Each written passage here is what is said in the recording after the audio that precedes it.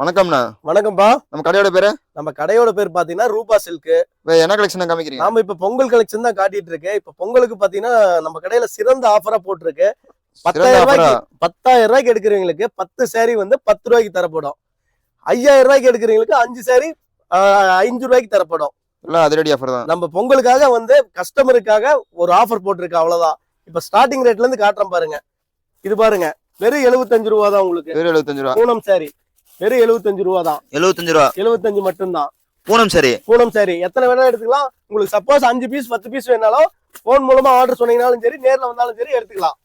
நம்மளது முழுக்க ஹோல்சேல் கடை. எல்லாமே அருமையா இருக்கும் நம்ம கடையில.